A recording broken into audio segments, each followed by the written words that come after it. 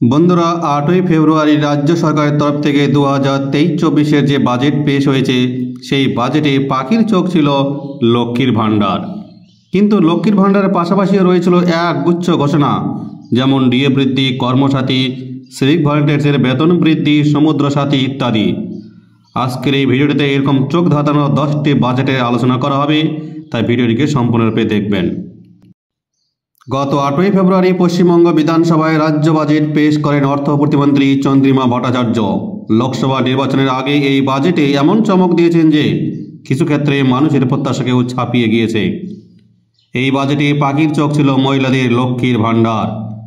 লক্ষ্মীর ভাণ্ডারের পাশাপাশি রয়েছে আরও একগুচ্ছ ঘোষণা। এইরকম 10টি ঘোষণার বিস্তারিত আলোচনা নিচে করা হলো।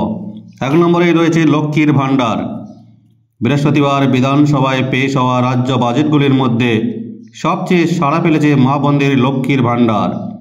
বাজেট বক্তৃতায় অর্থমন্ত্রী জানিয়েছেন, সাধারণ শ্রেণীর মহিলারা যারা লক্ষ্মীর ভাণ্ডারের 500 টাকা করে ভাতা পেতেন, তারা এবার থেকে 500 টাকার পরিবর্তে 1000 টাকা করে ভাতা পাবেন। আর ST/SC মহিলারা 1000 টাকার পরিবর্তে 1200 টাকা করে ভাতা পাবেন। 1 এপ্রিল 2024 থেকে এই নতুন বর্ধিত ভাতা কার্যকর হবে বলে জানিয়েছেন অর্থমন্ত্রী। রাজ্যের প্রায় 2,11,00,000 মহিলারা এই লক্ষ্মীর ভাণ্ডারে অনুদান পান বলে জানিয়েছেন অর্থমন্ত্রী চন্দ্রিমা ভট্টাচার্য।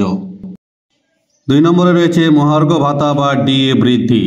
সরকারি কর্মীদের মুখে হাসি ফোটাতে জানুয়ারি মাসেই 4% ডিএ দিয়েছেন রাজ্য সরকার।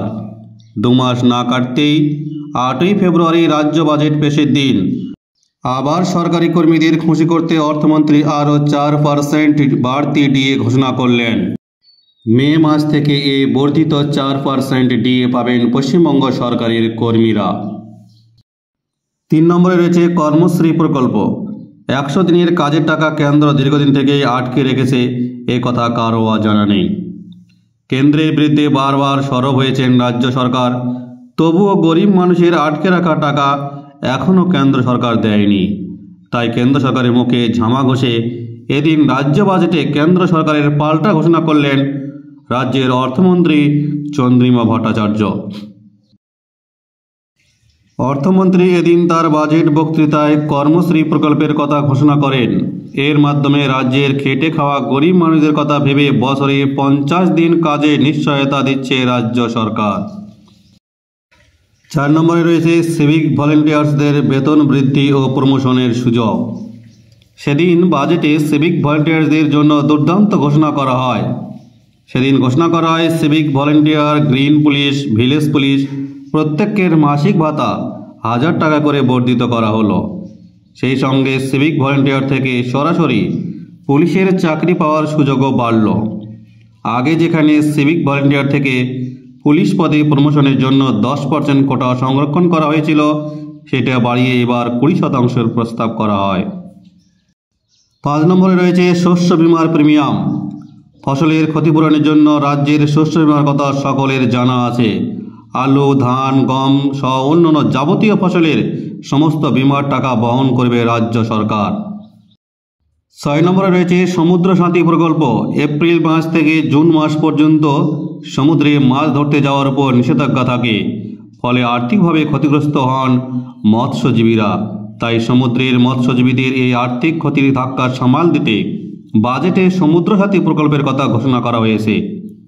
বাজেটে বলা হয়েছে এই নিষেধাজ্ঞার কয়েক মাস বৈধ মৎস্যজীবীরা 5000 টাকা করে অনুদান পাবেন।